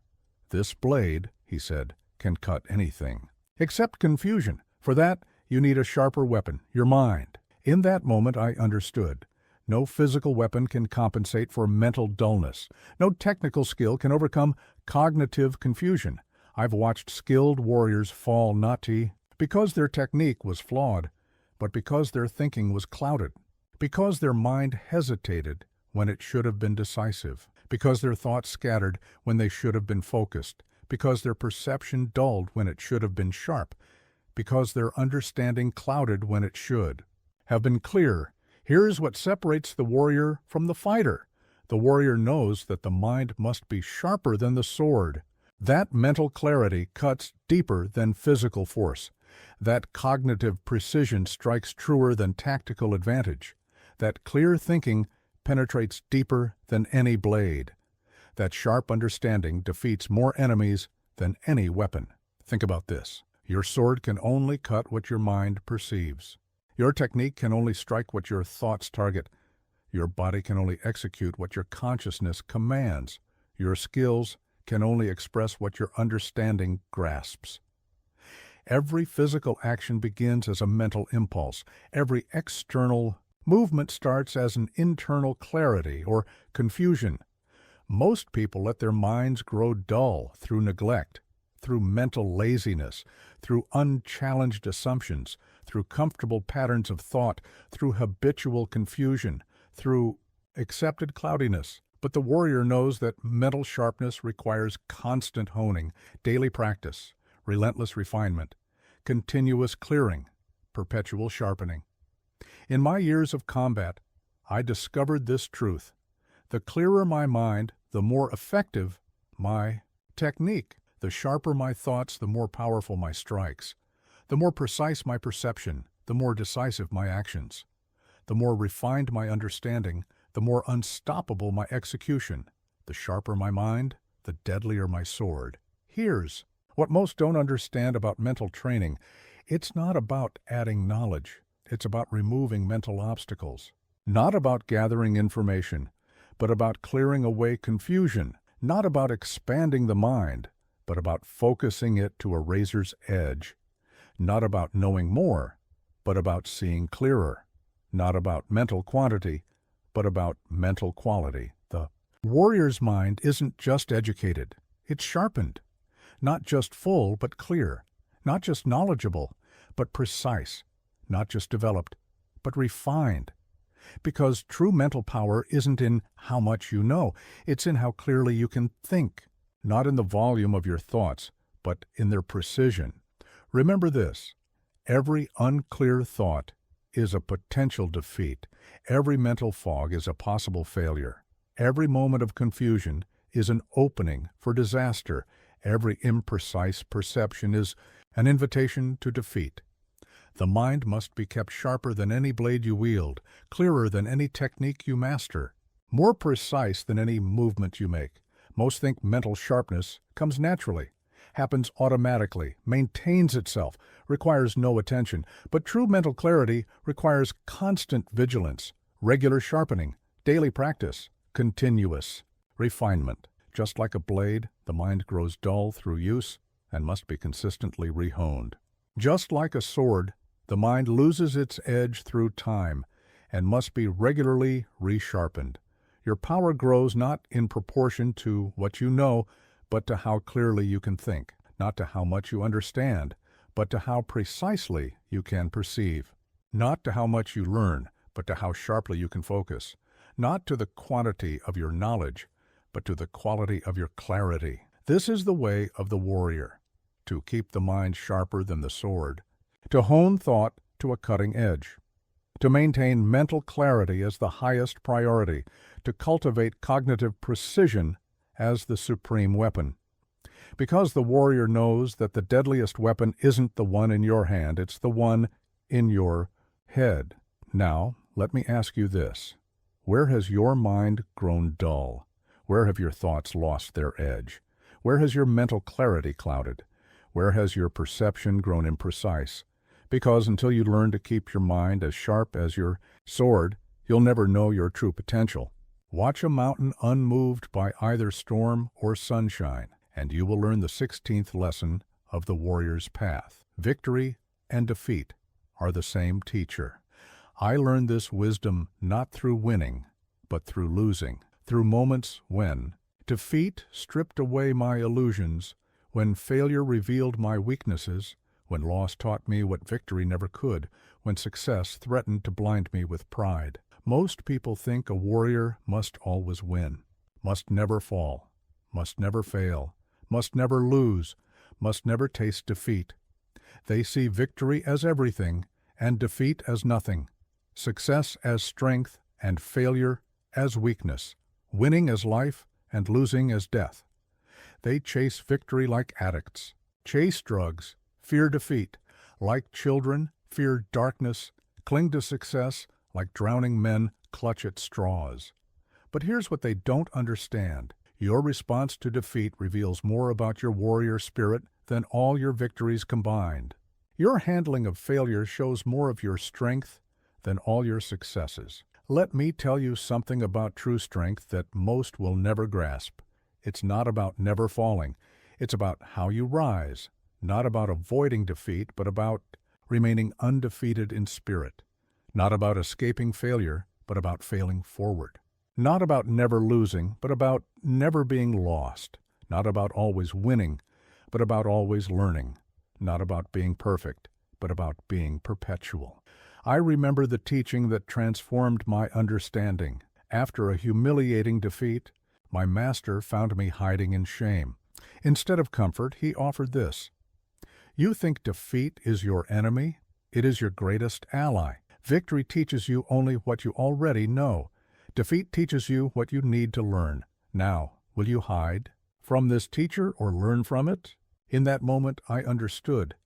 Defeat is not opposite to victory. It's part of it. I've watched warriors destroy themselves, not through defeat, but through their reaction to defeat, through letting loss break their spirit, through allowing failure to define them, through permitting defeat to end their journey instead of deepening it, through letting victory inflate their ego instead of informing their practice, through allowing success to stop their growth instead of fueling it. Here's what separates the warrior from the victim.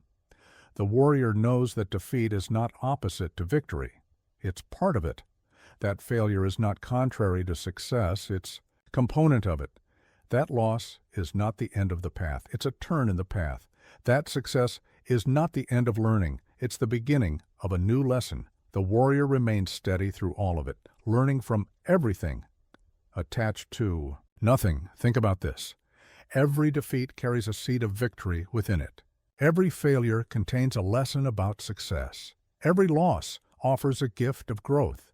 Every success presents a challenge of humility, but these gifts are only available to those steady enough to receive them. These lessons are only learnable by those stable enough to study them. These seeds only grow in soil that remains fertile regardless of season. Most people break under defeat They shatter under failure.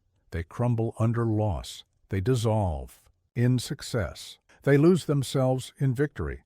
But the warrior remains steady, not because they don't feel the pain of defeat or the joy of victory, but because they know these feelings are teachers, not masters. These experiences are lessons, not definitions. These moments are passages, not destinations. In my years of combat, I discovered this paradox. The more I accepted defeat as a teacher, the less power it had to defeat me. The more I embraced failure as instruction, the less ability it had to fail me. The more I welcomed loss as guidance, the less it could truly lose me. The more I treated victory as a lesson, the more victories I found in defeat. Here's what most don't understand about steadiness in defeat and victory. It's not about being unfeeling. It's about being unshakable, not about being cold, but about being centered, not about being hard, but about being whole, regardless of outcome, not about being emotionless, but about being emotionally free. The warrior's steadiness isn't denial. It's integration, not resistance, but acceptance, not hardness, but wholeness, not suppression, but transcendence. Because true power isn't in never failing or always succeeding, it's in remaining yourself through both victory and defeat, through triumph and disaster, through success and failure. Remember this, every defeat is a chance to demonstrate your warrior spirit. Every failure is an opportunity to reveal your true strength. Every loss is a moment to show what you're made of when victory isn't there to hold you up. Every success is a challenge to maintain your humility when achievement tempts you to pride. Most think composure means never failing, never falling, never losing, always winning, always succeeding, always triumphing. But true composure is about being equally steady in victory and defeat, equally centered in success and failure, equally yourself in winning and losing, equally learning from triumph and disaster. Your power grows not in proportion to your victories, but to your steadiness in defeat, not to your successes, but to your resilience in failure, not to your wins, but to your wholeness in loss, not to your triumphs, but to your teaching in disaster. This is the way of the warrior, to be as steady in loss as in victory, to be as centered in failure as in success, to be as whole in defeat as in triumph, to be as learning in disaster as in achievement. Because the warrior knows that true strength isn't in the outcome, it's in your relationship to the outcome. Now, let me ask you this. How do you meet defeat? How do you face failure? How do you handle loss? How do you carry victory? How do you wear success? Because until you learn to be as steady in defeat as in victory, you'll never know your true strength. Watch a cherry blossom falling, and you will learn the 17th lesson of the warrior's path. Time is not your ally, it is your opponent. I learned this truth not through philosophy, but through watching warriors die with their potential still sealed within them. Through seeing dreams fade not because they were impossible, but because tomorrow never came. Through understanding that time is not a river that carries you, it's a blade that cuts away your moments one by one. Most people think time is abundant, infinite, patient, waiting. They believe in someday. They trust in later. They rely on when the time is right. They live as if time is a loyal friend who will always wait for them, a generous bank that will always extend credit, a patient teacher who will always offer another chance. But here's what they don't understand. Time is not waiting for you. It's not your friend. It's not your servant. It's not your ally. It's your most formidable opponent, and it's winning every moment you pretend otherwise. Let me tell you something about living ready that most will never grasp. It's not about being prepared for everything. It's about being alive to this moment. Not about perfect conditions, but about perfect engagement. Not about waiting for the right time, but about making this time right. Not about future possibilities, but about present actualities. Not about what you could be, but about what you're being right now. I remember the teaching that changed everything. My master pointed to a candle flame and asked, "How long will it burn?" Before I could calculate, he extinguished it. Wrong answer, he said. The only honest answer is until it doesn't. In that moment I understood. We aren't guaranteed another breath, another heartbeat, another moment. The only time we can be sure of is now. I've watched warriors perish not through defeat, but through delay, through waiting for the perfect moment, through postponing their power, through dying with their best still buried within them, their greatest acts still undone, their truest self still unexpressed, through living as if time was a resource they could save rather than a blade that was cutting away their moments one by one. Here's what separates the warrior from the dreamer. The warrior knows that someday is a poison, that later is a lie, that when I'm ready is a myth, that perfect conditions is an illusion. The warrior lives now, acts now, expresses power now, because now is all we ever have, and now is all we ever will have. Think about this. Every breath you take is one less breath you have. Every moment that passes is a moment you'll never get back. Every day you wait is a day forever lost. Every decision to delay is a decision to die with potential unexpressed. Time doesn't heal, it reveals. It doesn't give, it takes. It doesn't wait, it cuts. Most people live as if time is infinite, as if tomorrow is guaranteed, as if their potential can wait, as if their power can be saved for later, as if their purpose can be postponed. But the warrior lives as if each day could be the last. Each action could be final. Each expression of power could be ultimate. Each moment could be the last chance to manifest their warrior spirit. In my years of combat, I discovered this truth. The more urgently I lived, the more powerful I became. The more I embraced mortality, the more fully I lived. The more I acknowledged time's limit, the more limitless my expression of power became. The more I accepted life's brevity, the more eternal my impact grew. Here's what most don't understand about living ready. It's not about being reckless, it's about being ruthless with procrastination. Not about being careless, but about caring so deeply that you refuse to wait.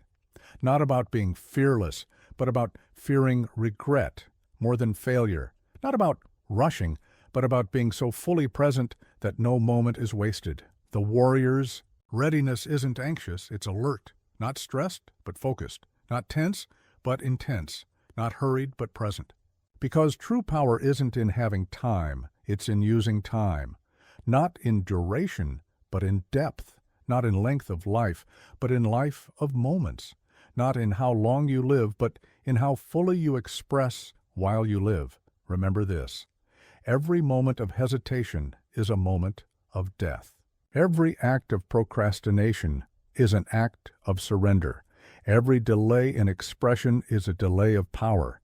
Every postponement of purpose is a permanent loss of potential. The time to live, to act, to express your warrior spirit is not tomorrow. It's now. Most think readiness means waiting, preparing, gathering resources, planning perfect conditions. But true readiness means engaging now, acting now, living now, expressing now. Because the only moment you can ever be ready in is this one, and this one is already passing. Your power grows not in proportion to time spent preparing, but to time spent expressing, not to moments waited, but to moments seized, not to potential preserved, but to potential expressed, not to power saved, but to power manifested, not to life postponed, but to life lived fully. This is the way of the warrior, to live ready, to die empty, to pour yourself into each moment as if it were your last, because it might be, to express your power as if this breath were final, because it could be, to manifest your purpose as if tomorrow weren't coming, because it isn't guaranteed. Because the warrior knows that true power isn't in how long you live, it's in how fully you express while you live. Now, let me ask you this. What power are you waiting to express? What truth are you waiting to live? What potential are you waiting to unleash? What purpose are you waiting to fulfill? Because until you learn to live ready and die empty, you'll never know your true impact. Watch water carving through stone, and you will learn the final lesson of the warrior's path. The way reveals itself through repetition. I learned this final truth not through insight, but through persistence, through showing up when inspiration was absent, through practicing when passion had fled, through continuing when only commitment remained, through understanding that mastery isn't about moments of brilliance, it's about moments of practice repeated until brilliance becomes inevitable. Most people think the warrior's path is about moments of brilliance, flashes of insight, bursts of achievement, peaks of performance. They search for shortcuts, hunt for secrets, chase after mysteries, seek for revelations. They want the glory without the grind, the power without the practice, the mastery without the monotony. But here's what they don't understand. The deepest mysteries reveal themselves not to the seeker, but to the practitioner. The greatest powers emerge not from discovery, but from discipline. The highest truths show themselves not to those who search, but to those who practice. Let me tell you something about true practice that most will never grasp. It's not about reaching perfection, it's about embracing repetition. Not about achieving mastery, but about maintaining devotion. Not about arriving, but about continuing day after day, year after year. Not about talent, but about tenacity. Not about genius, but about consistency. Not about the exceptional, but about the eternal return to fundamentals. I remember the teaching that transformed my understanding. After years of training, I asked my master when I would finally learn the secret techniques. He handed me a sword and said, "Here's your secret technique. Cut downward 10,000 times, then cut upward 10,000 times, then do it again." I protested, "But I've already done this." He smiled and said, "No, you've done it many times, but you haven't done it enough times for the blade to teach you what it knows." I've watched warriors fail not through lack of talent, but through lack of patience, through inability to embrace the mundane, through resistance to repetition, through seeking excitement, when what was needed was endurance, through chasing novelty when what was required was depth, through demanding variation when what was necessary was consistency. Here's what separates the warrior from the wanderer. The warrior knows that the way is in the practice. That power comes not from special moments, but from standard moments done with special attention. That mastery emerges not from unique actions, but from common actions done with uncommon devotion. That greatness isn't about doing extraordinary things, but about doing ordinary things extraordinarily well. Think about this. Every master you admire became a master through repetition. Every skill you value was forged through practice. Every power you seek is waiting not in some secret teaching, but in your willingness to show up day after day and do the work. Every truth you chase is already present in the fundamentals you're probably trying to skip past. Most people abandon practice when it becomes boring, when it loses its novelty, when it feels like routine, when it no longer excites them, when it stops providing immediate gratification. But the warrior knows that this is exactly when practice becomes powerful, when it transforms from something you do into something you are, when it shifts from external action to internal evolution. In my years of training, I discovered this paradox. The more I embraced the mundane aspects of practice, the more extraordinary my practice became. The more I accepted repetition, the more revelation occurred. The more I surrendered to routine, the more power I discovered. The more I embraced the ordinary, the more I touched the extraordinary. Here's what most don't understand about the way. It's not hidden. It's right in front of you. Not mysterious, but mundane. Not waiting to be discovered, but waiting to be practiced. Not concealed in complexity, but revealed through simplicity. The deepest truths reveal themselves not to the clever, but to the committed, not to the gifted, but to the persistent, not to the seeker, but to the practitioner. The warrior's practice isn't exciting, it's essential, not dramatic, but dedicated, not spectacular, but steady, not extraordinary, but eternal. Because true power isn't found in special moments. It's forged in standard moments, approached with special attention, not in unique opportunities, but in common actions infused with uncommon devotion. Remember this: every practice session is a step on the way. Every repetition is a revelation waiting to happen. Every mundane moment contains the potential for mastery, but only for those with the patience to persist, the devotion to continue, the commitment to show up. Every ordinary action contains extraordinary potential, but only for those willing.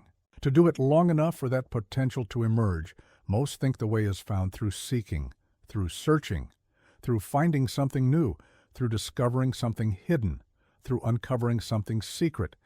But the way is found through doing, through repeating, through refining what you already know until it reveals what you don't know, through practicing what's obvious until it reveals what's obscure. Your power grows not in proportion to what you know, but to what you practice, not to what you learn, but to what you embody through repetition, not to what you discover, but to what you develop through dedication, not to what you find, but to what you forge through persistence. This is the way of the warrior, to find power in practice, to discover depth in dedication, to reveal truth through repetition, to touch the extraordinary through mastery of the ordinary. Because the warrior knows that the way isn't something you find, it's something you follow, step by step, day by day, practice by practice, until the practice becomes the way, and the way becomes who you are. Now, let me ask you this final question. What practice are you avoiding because it seems too mundane? What repetition are you resisting because it lacks excitement? What fundamental are you neglecting because it seems too basic? Because until you learn to find the extraordinary in the ordinary, the power in practice, the way in repetition, you'll never know your true potential. Remember, the way is in the practice. The truth is in the training. The power is in the persistence. Now go and practice like your life depends on it. Because it does.